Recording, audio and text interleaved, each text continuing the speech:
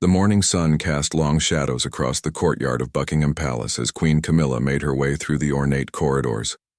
Her heels clicked against the polished marble floors, echoing through the grand hallways that had witnessed centuries of royal history. Today was supposed to be like any other day in the life of the British monarchy, filled with ceremonial duties, public appearances, and the endless protocols that governed royal life. Camilla had always been known for her composed demeanor and gracious public persona. Since becoming queen consort, she had worked tirelessly to earn the respect and affection of the British people. Her journey to this position had not been easy, marked by years of public scrutiny and criticism. However, she had gradually won over many hearts through her dedication to charitable causes and her unwavering support for King Charles during his reign. The Queen was scheduled for a routine inspection of the palace guards that morning.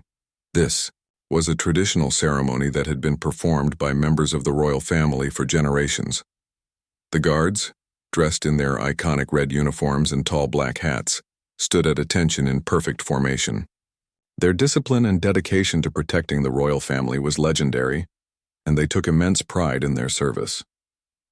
As Camilla approached the line of guards, something seemed different about her usual calm composure. Those who knew her well could detect a subtle tension in her shoulders and a slight tightness around her eyes. The previous weeks had been particularly challenging for the royal family, with various political pressures and media controversies weighing heavily on everyone's minds. The inspection began as it always did, with Camilla walking slowly down the line of guards, occasionally nodding in acknowledgement of their service. The guards remained perfectly still, their eyes fixed straight ahead, maintaining the stoic professionalism that was expected of them. The morning air was crisp, and the only sounds were the Queen's footsteps and the distant hum of London traffic beyond the palace walls. Halfway through the inspection, Camilla paused in front of one particular guard. He was a young man, probably in his early 20s, with sharp features and an impeccable uniform. His name tag read Private Williams, and he had been serving at the palace for just over 6 months. Like his colleagues, he stood at perfect attention, his rifle held precisely at his side. What happened next would shock everyone present and send ripples through the entire royal establishment. As Camilla stood before Private Williams, she noticed something that immediately caught her attention. There was a small smudge on his uniform, barely visible to the casual observer, but glaring to someone conducting a formal inspection. More troubling was the fact that his boots, while polished, showed signs of having been hastily cleaned, with traces of mud still visible in the creases. The Queen's expression darkened as she took in these details. In the world of royal protocol, such oversights were not merely personal failings, but represented a breakdown in the standards that the monarchy demanded. These guards were not just soldiers, they were the visible face of royal security and tradition. Their appearance reflected directly on the institution they served. Camilla leaned slightly closer to examine the guard's uniform more carefully. As she did so, Private Williams, perhaps sensing her scrutiny or feeling nervous under her intense gaze, made a slight movement. It was barely perceptible, just a small shift of his weight from one foot to the other, but in the rigid world of Royal Guard protocol, even this minor adjustment was a serious breach of discipline. The Queen straightened up, her face now showing clear signs of displeasure. The other guards, while maintaining their positions, could sense the change in atmosphere. The palace staff members who were observing the inspection from a respectful distance noticed the tension building and exchanged worried glances. "Private Williams," Camilla said, her voice carrying clearly across the courtyard. The young guard's eyes flickered slightly, though he continued to stare straight ahead as protocol demanded. "Your appearance is unacceptable for a member of the Royal Guard." The criticism hung in the air like a thick fog. Private Williams felt his heart racing, but he knew better than to respond or make any movement that might make the situation worse. He had been trained extensively for moments like this, though nothing in his preparation had quite prepared him for the intensity of the Queen's disapproval. Camilla continued her critique, pointing out each flaw she had observed. Her voice grew sharper with each word, and it became clear that this was about more than just a smudged uniform or improperly cleaned boots. The stress and pressure of recent weeks seemed to be channeling itself into this moment of inspection. The other guards remained frozen in their positions, though several of them could see what was happening from their peripheral vision. They had all been in similar situations before, though perhaps not with such a high-ranking member of the royal family conducting the inspection. The cardinal rule was never to break formation or react, no matter what was happening around them. The Queen's criticism continued. Private Williams began to show subtle signs of distress. A small bead of sweat appeared on his forehead despite the cool morning air. His breathing became slightly more labored, though he fought to maintain his composure. The weight of the Queen's disapproval, combined with the knowledge that his colleagues and superiors were witnessing his public dressing down, was almost overwhelming. The situation was rapidly escalating beyond what anyone present had expected. What had begun as a routine inspection was transforming into something far more serious. The palace staff members watching from the sidelines were beginning to realize that they might be witnessing something unprecedented in the usually well-orchestrated world of royal ceremonies. Camilla's frustration was becoming increasingly evident. The combination of recent pressures, the symbolic importance of maintaining royal standards, and perhaps some personal stresses that only those closest to her could understand, were all converging in this unexpected moment. The young guard standing before her had become, through no real fault of his own, the focal point for all of these accumulated tensions.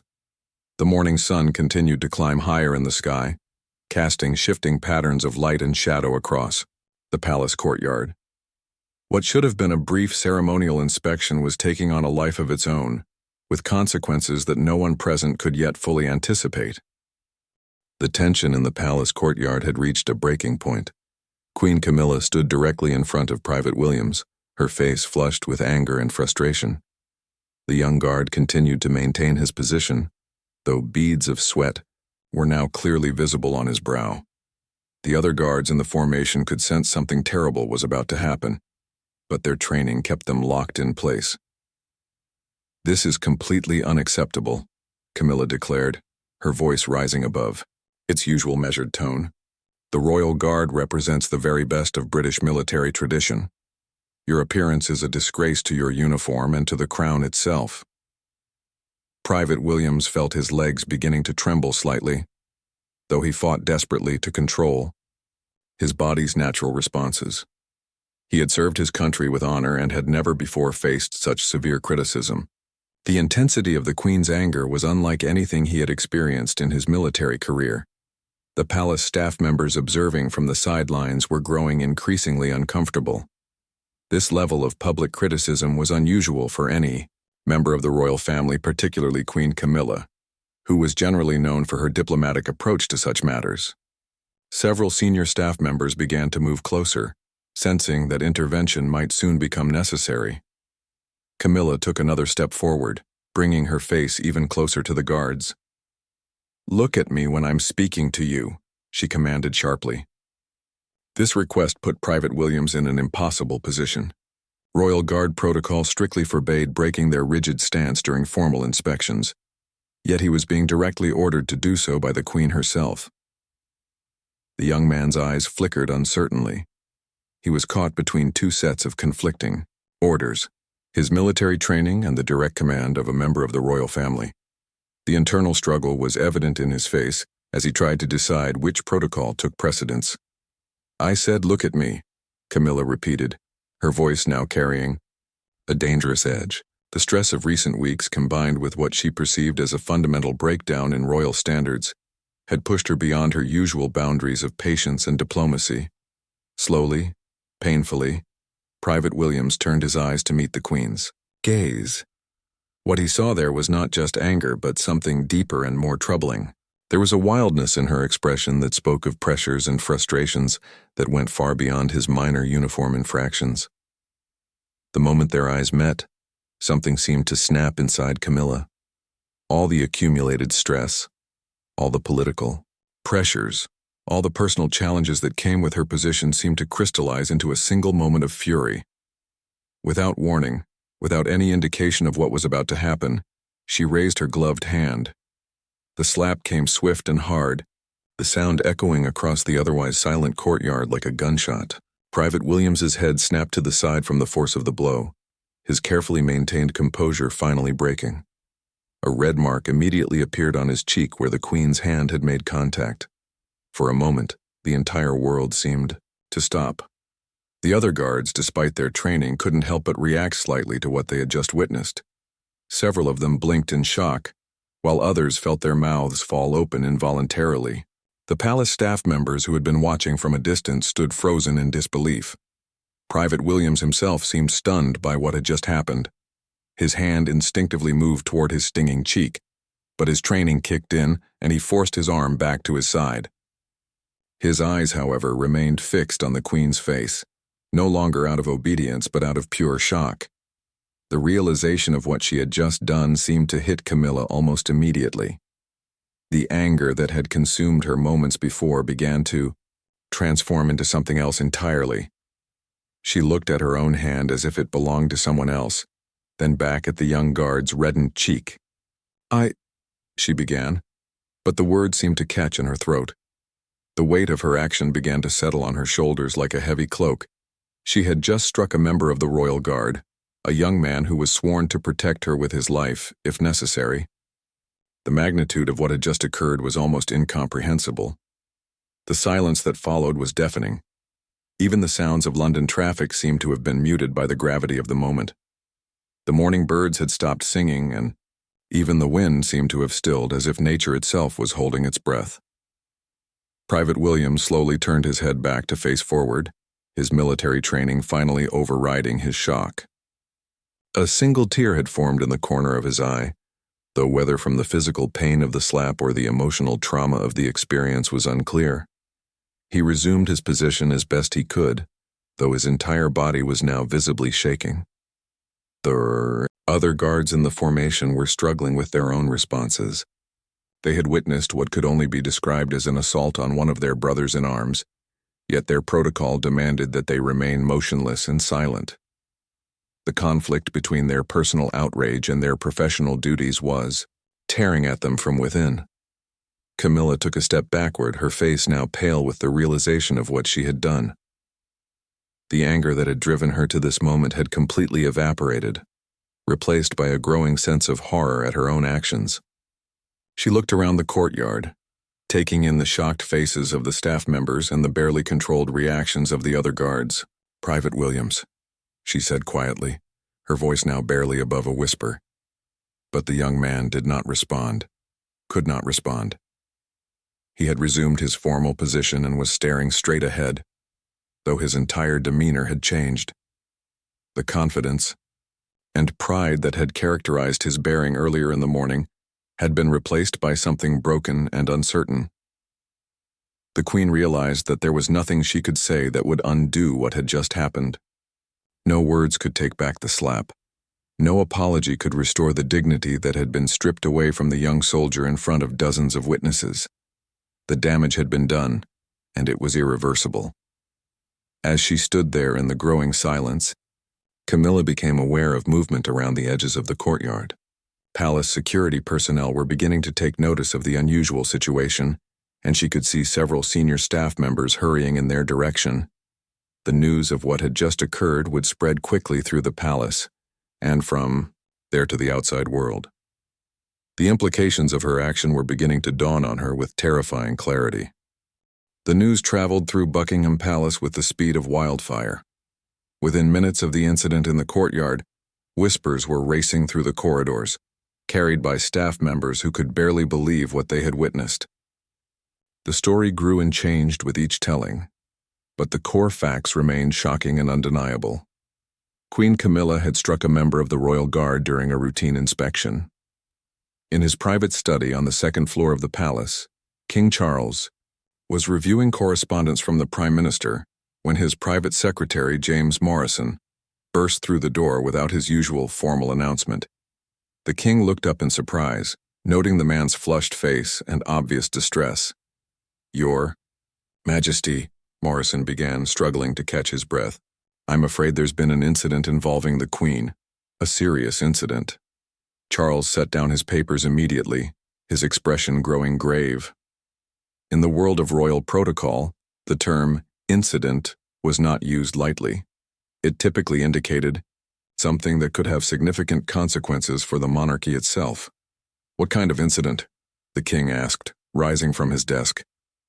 His mind immediately began racing through possibilities, none of them pleasant. Had there been an accident? A security breach? A medical emergency? Morrison seemed to struggle with how to convey what he had learned. "Your Majesty, during the morning guard inspection, there was an altercation between the Queen and one of the guards, a physical altercation." The king's face went pale. "Physical altercation? Explain yourself, Morrison." "Sir, according to multiple witnesses, the Queen struck Private Williams during the inspection. She slapped him across the face in front of the entire guard formation and several staff members." For a moment, Charles seemed unable to process what he had just heard. He stared at his secretary as if the man had just spoken in a foreign language. The idea of Camilla, his wife, the Queen of England, striking a member of their own guard was so foreign to everything he knew about her that it seemed impossible. That's impossible," he said finally. "Camilla would never. There must be some mistake." But even as he spoke the words, Charles could see in Morrison's expression that there was no mistake. The secretary had clearly verified the information before bringing it to him, and his distress was genuine.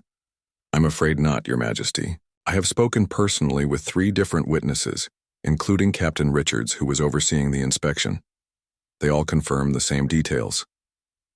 The king sank back into his chair, the weight of this news hitting him like a physical blow.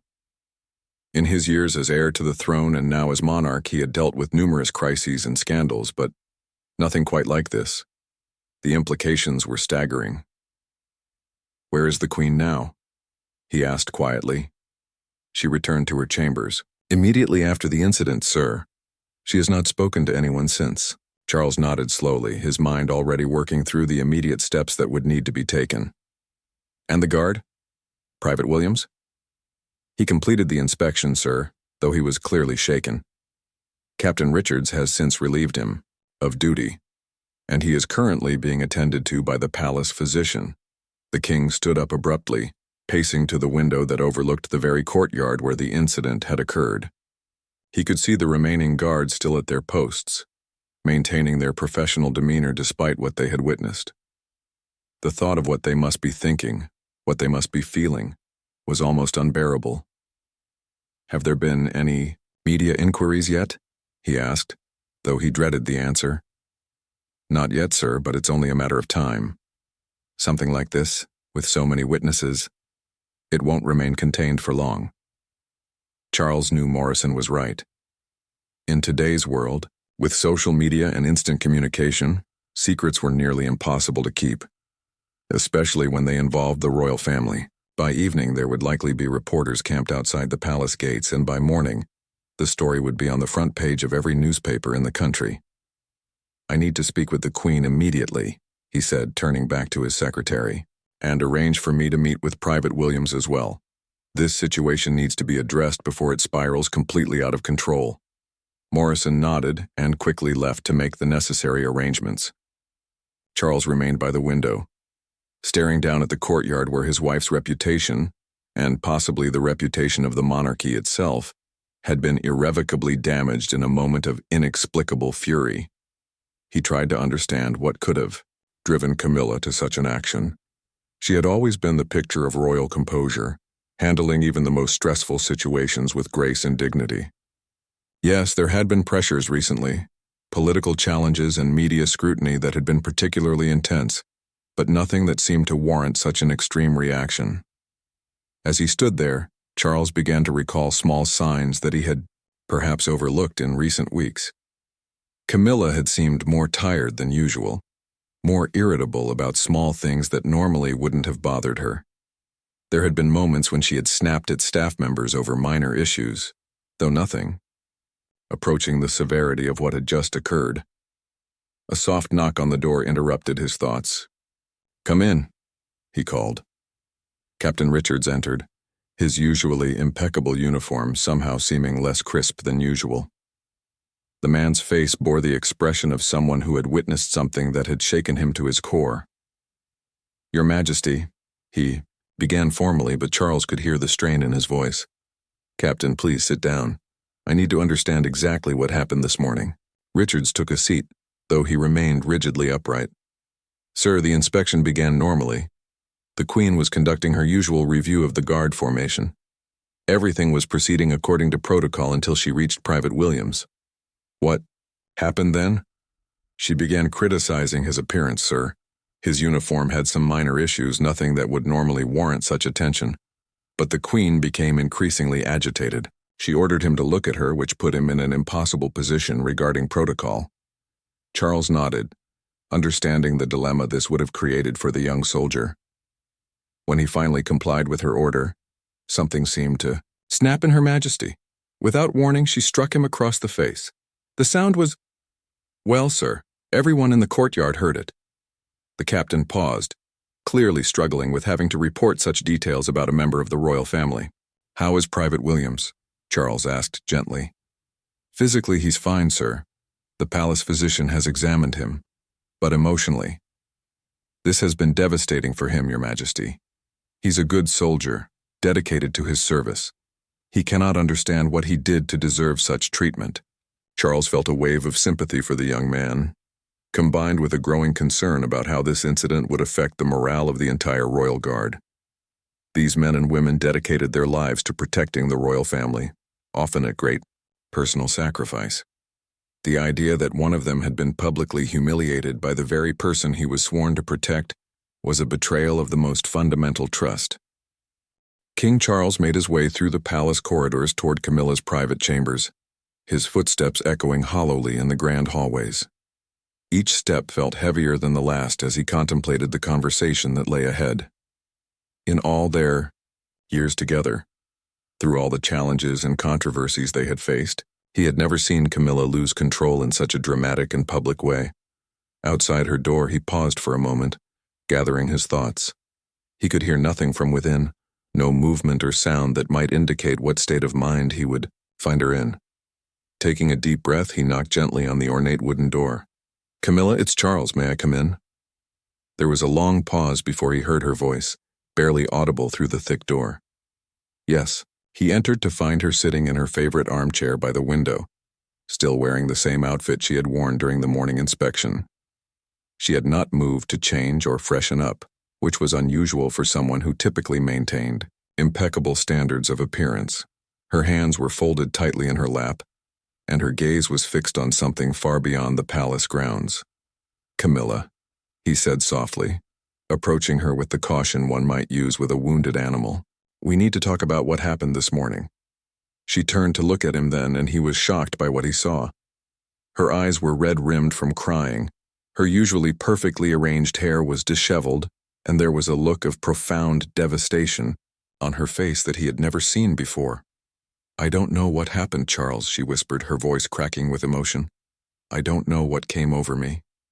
One moment I was conducting a normal inspection, and the next I was striking that poor boy.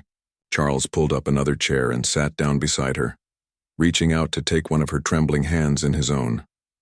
Tell me everything. From the beginning. Camilla began to recount the morning's events, her voice growing stronger as she spoke, but never losing the undertone of horror and disbelief. She described her growing frustration with Private Williams' appearance, the way her anger seemed to build beyond all reasonable proportion, and the moment when she lost complete control of herself. It was as if I was watching someone else, she said, tears flowing freely now. I could see myself raising my hand, I could hear the sound when it connected with his face, but I couldn't stop it. It was like I was outside my own body, powerless to prevent what was happening.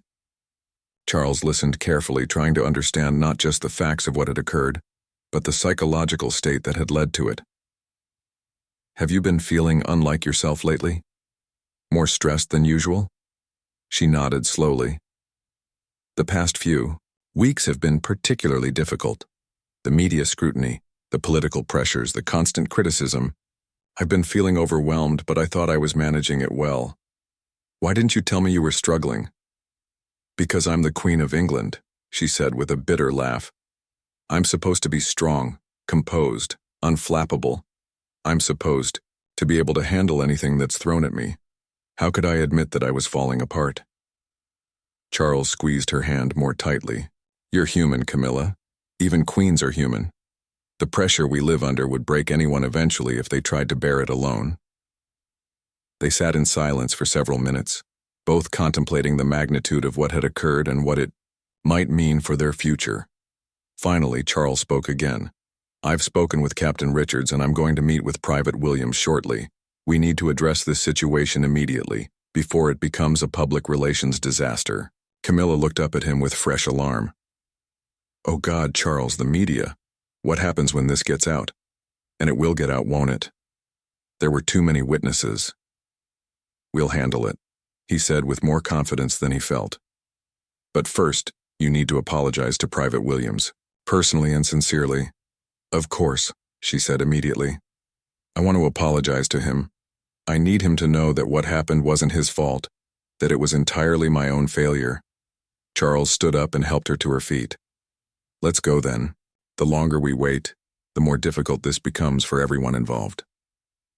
Meanwhile, in a small room on the ground floor of the palace, Private Williams sat alone, still trying to process what had happened to him. The red mark on his cheek had faded somewhat, but the emotional impact of the incident remained as fresh as if it had just occurred. A palace physician had examined him and declared him physically fit for duty, but had recommended that he speak with a counselor about the psychological effects of what he had experienced. The young soldier had declined, insisting that he was fine, though everyone who looked at him could see that he was anything but fine. Captain Richards had tried to offer words of support and reassurance, explaining that the incident was completely unprecedented and that Private Williams had done nothing wrong. But the young man remained largely unresponsive, answering questions with single words and maintaining the 1,000-yard stare that often indicated severe shock. When the door to the room opened and King Charles entered, followed closely by Queen Camilla, Private Williams immediately stood at attention despite his emotional state. His training was so deeply ingrained that it overrode even his current distress. At ease, Private, Charles said gently. Please sit down. We're here to speak with you as people, not as your commanders. Williams remained standing until Charles repeated the order more firmly. Even then, he perched on the edge of his chair, as if ready to spring back to attention at any moment. Camilla stepped forward, her face pale but determined. Private Williams, I have come to offer you my deepest and most sincere apology for my inexcusable behavior this morning. What I did to you was wrong on every level, and I want you to know that it had nothing to do with you or your service. The young soldier looked up at her for the first time since the incident, his eyes wide with surprise. He clearly had not expected a personal apology from the Queen of England. Ma'am, he began hesitantly, you don't need to. Yes, I do, Camilla interrupted firmly. I absolutely do need to apologize, and you deserve to hear it. You are a good soldier who has served with honor and dedication. What happened this morning was the result of my own personal struggles and failures, not anything you did wrong. William seemed to struggle with how to respond. The formal protocols of his position had not prepared him for such a situation. How does one respond when royalty apologizes for assault? Charles stepped in to help bridge the awkward moment. Private Williams, we understand that this has been a traumatic experience for you. We want to ensure that you receive whatever support you need to recover from it. Sir, I just want to continue serving, Williams said quietly. This is my life, my career. I don't want this incident to define my service or affect my future in the Guard. It won't, Charles assured him. You have our word on that. Your record will show that you conducted yourself with complete professionalism throughout this entire ordeal. By evening, the inevitable had happened. Despite the royal family's best efforts to contain the news, word of Queen Camilla's shocking behavior had leaked beyond the palace walls. The first reports appeared on social media, posted by palace staff, members who either couldn't resist sharing such explosive news or felt a moral obligation to expose what they saw as an abuse of power. The story spread like wildfire across Twitter, Instagram, and Facebook. Hashtags like Trashta Royal Assault and Guardgate began trending within hours. The initial posts were vague, lacking specific details, but they contained enough information to capture the public's attention and imagination.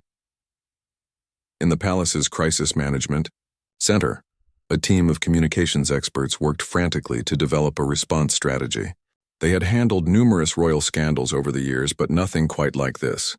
The direct physical nature of the incident made it particularly difficult to spin or minimize. "We need to get ahead of this story," declared Sarah Hughes, the palace's head of communications. "If we wait for the media to define the narrative, we'll be playing defense for months." Her team spread around the conference table, laptops open, phones buzzing constantly with calls from journalists around the world. The international media had picked up the story with typical enthusiasm for royal controversy, and reporters were already gathering outside the palace gates. "What's our angle?" asked David Chen, one of the senior press officers. "How do we explain? The Queen slapping a guard without making it sound like she's lost her mind?" Hughes considered this carefully. "Mental health," she said finally. "We frame this as a moment of extreme stress and pressure, something that could happen to anyone in her position. We emphasize her immediate remorse and the steps being taken to address the situation."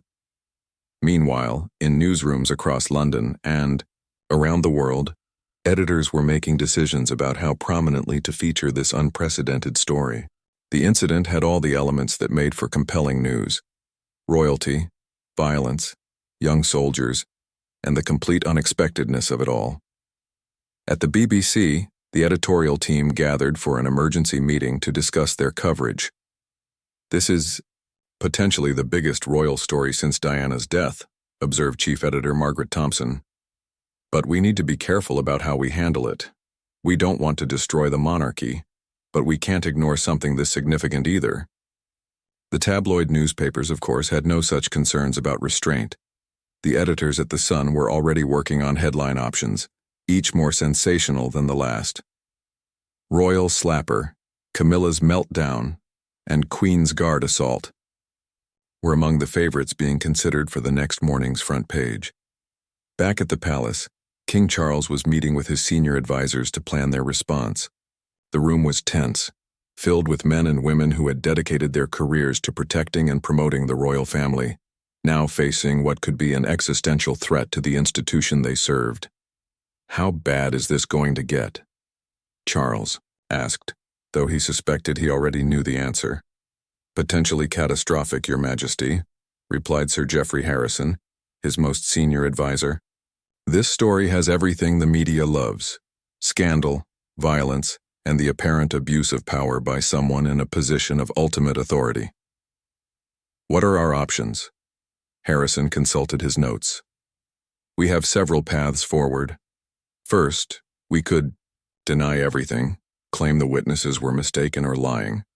Second, we could minimize it, suggest it was a minor incident blown out of proportion. Third, we could take full responsibility, offer complete transparency, and hope for public forgiveness." Charles considered each option carefully. "The first option is impossible. There are too many witnesses, and some of them have already spoken to the media.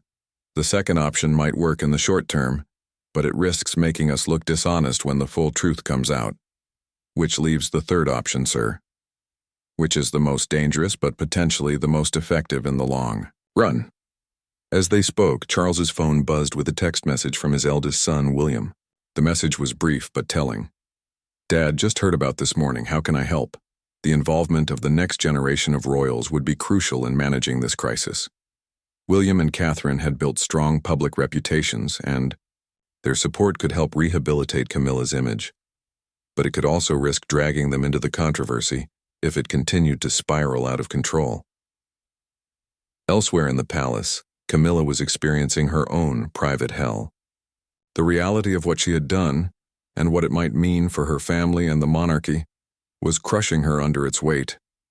She had barely eaten all day, unable to stomach food while contemplating the destruction she had potentially caused. Her personal secretary, Anne Mitchell, had been fielding calls from friends and family members who had heard various versions of the story. Most were calling to offer support, but even their well-intentioned sympathy served to remind Camilla of how public her failure had become. "Ma'am," Anne said gently, entering the Queen's private sitting room. "Your sister's on the phone. She's quite concerned about you." Camilla shook her head. "I can't speak to anyone right now, Anne. I can't." She says she understands, but she wants you to know that she loves you and that this doesn't change anything between you. The kindness in her sister's message brought fresh tears to Camilla's eyes. The support of her family would be crucial in the difficult days ahead, but she wondered how long that support would last if the scandal continued to grow. At around 9 o'clock that evening, the first major news broadcast featured the story. The BBC's evening news led with a carefully worded report that confirmed the basic facts, while avoiding some of the more sensational details that were circulating on social media. "In an unprecedented incident at Buckingham Palace this morning," the newsreader announced, "Queen Camilla reportedly struck a member of the Royal Guard during a routine inspection. The palace has confirmed that an incident occurred but has not yet provided detailed comment." The report was followed by expert analysis from royal correspondents, historians, and constitutional experts, all trying to place the incident in historical context and predict its potential consequences. The overwhelming consensus was that this was unlike anything that had happened in modern royal history. Public reaction was swift and divided. Social media exploded with opinions ranging from complete condemnation of the Queen's actions to sympathy for someone clearly under enormous pressure. The hashtag #StandWithCamilla began competing with #Royal Disgrace as different factions of public opinion organized themselves around the story. Some commentators noted that the incident revealed the human side of royalty, showing that even queens could reach their breaking point under extreme stress. Others argued that it demonstrated exactly why hereditary monarchy was an outdated and dangerous system that gave too much power to individuals who might be temperamentally unsuited for it. By 10 o'clock that evening, the story had crossed the Atlantic and was being featured on American news programs. International interest in the British royal family meant that this scandal would have global implications, potentially affecting diplomatic relationships. The following morning dawned gray and overcast, matching the somber mood that had settled over Buckingham Palace. King Charles woke early, having barely slept through the night as his mind raced with concerns about the crisis facing his family and the monarchy itself. The morning newspapers lay spread across his breakfast table like a paper battlefield, each one featuring headlines about the previous day's incident. The Sun had gone with Queen's Guard slap shock in massive red letters, accompanied by a grainy photograph apparently taken by a palace worker with a mobile phone. The Times took a more restrained approach with palace crisis as Queen strikes guardsman, while the Daily Mail's front page screamed, "Camilla's violent outburst rocks monarchy." International newspapers were equally harsh. The New York Times, Washington Post, and major European publications had all picked up the story, analyzing its potential impact on Britain's soft power and international relationships.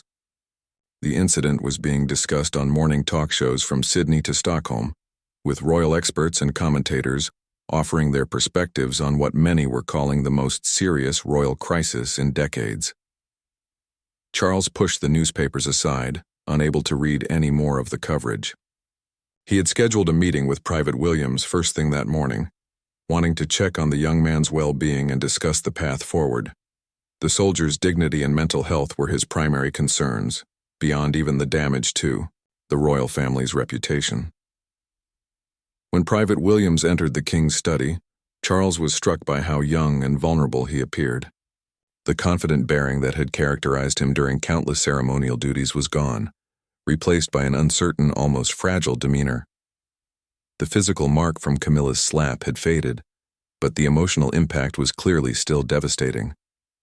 "Please, sit down," Charles said warmly, gesturing to a comfortable chair rather than the formal seating typically used for official meetings. "How are you feeling this morning?" Williams perched on the edge of the chair, his posture still rigidly military despite the informal setting. "I'm managing, Your Majesty. Thank you for asking. I want you to know that we're going to take care of you through this entire situation. Whatever support you need, whatever help you require to move forward, you'll have our complete backing." "Sir, I appreciate that, but I'm honestly more concerned about the impact on the monarchy. The Queen, she apologized to me yesterday, and I could see how much she was suffering over what happened. I don't want my situation to cause more damage to the institution. Charles was moved by the young man's selflessness, but also concerned about his apparent willingness to minimize his own trauma for the sake of others. Private Williams, what happened to you was serious and unacceptable. You have every right to feel angry, hurt, and betrayed. Don't try to suppress those feelings for our sake. Williams was quiet for a long moment before responding. Your Majesty, I've been thinking about this all night. I understand that the Queen is under enormous pressure, more pressure than most people could imagine. I can see how someone might break under that kind of stress. I'm not saying what she did was right, but I can understand how it might have happened. Your compassion does you credit, but it doesn't excuse what occurred. No, sir, but it helps me make sense of it. And honestly, if my situation can somehow help her get the support she needs, then maybe something good can come out of this mess. Charles studied the young soldier's face, seeing a maturity and wisdom that went far beyond his years. What kind of support are you thinking about? Well, sir, it's clear that the Queen needs help managing the stress of her position. Maybe this incident can be a wake-up call that leads to better mental health resources for the entire royal family. You all carry burdens that the rest of us can barely imagine. The conversation continued for another 30 minutes, with Williams demonstrating remarkable insight and generosity of spirit. By the time he left, Charles had a new appreciation for the character of the young man who served in his guard, and a clearer sense of how to address the crisis. Later that morning, Charles met with Queen Camilla and their senior advisors to finalize their public response. The communications team had been working through the night to craft a statement that would acknowledge the seriousness of the incident while positioning it within a broader conversation about mental health and the pressures of public service. We've prepared two versions, explained Sarah Hughes, the communications director. The first is a standard apology that minimizes the incident and moves on quickly. The second is more comprehensive. It acknowledges what happened, takes full responsibility, and announces concrete steps we're taking to address the underlying issues. Charles looked at his wife, seeing the determination that had replaced the despair of the previous day. What do you think, Camilla? I think we need to be completely honest, she said firmly. The public deserves the truth, and Private Williams deserves to have his experience acknowledged fully. If we try to minimize this, we'll only make it worse when the complete story comes out. Hughes nodded approvingly. The second approach is riskier in the short term, but it's more likely to preserve your long-term credibility. It also gives us an opportunity to lead a broader conversation about mental health awareness. The statement they ultimately released was unprecedented in its candor and self-reflection. Queen Camilla personally acknowledged that she had struck Private Williams during a routine inspection, described the incident as completely unacceptable and a serious failure of judgment. On my part, she revealed that she had been struggling with the intense pressures of her role and announced that she would be seeking professional counseling to better manage stress and prevent any similar incidents in the future. The statement also announced the establishment of a new mental health initiative within the palace, providing counseling services and stress management resources for all royal family members and senior staff. Private Williams was publicly praised for his dignity, professionalism, and remarkable grace in handling the situation. The public response to this level of honesty was mixed, but generally more positive than the royal family had dared to hope.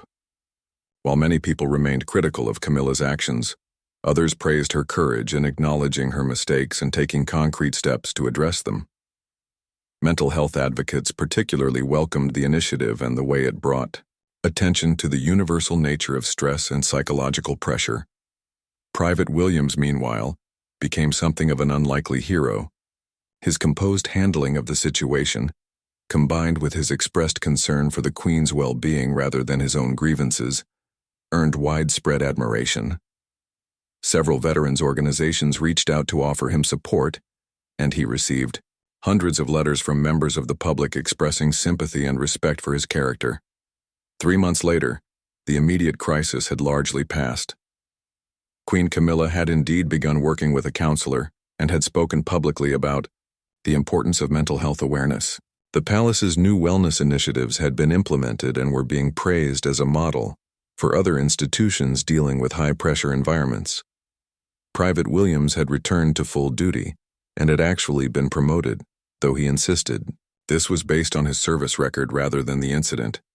He had also become involved in the palace's mental health initiatives, sharing his perspective on how to support colleagues dealing with stress and trauma. The incident had undoubtedly damaged Queen Camilla's reputation, and polls showed that public trust in her had decreased significantly. However, her honest handling of the aftermath had prevented the complete collapse of her standing, and some observers noted that her approval ratings had actually begun to recover as people saw her genuine efforts to change and grow from the experience. King Charles reflected on the entire episode as a painful but potentially transformative moment for the monarchy. It had forced them to confront uncomfortable truths about the pressures they faced and the support systems they needed. Most importantly, it had demonstrated that even in the most traditional and formal of institutions, human failings could be acknowledged, addressed, and ultimately overcome through honesty, accountability, and genuine commitment to change. The morning sun finally broke through the clouds that had covered London for days, casting bright light across the palace courtyard, where the incident had occurred.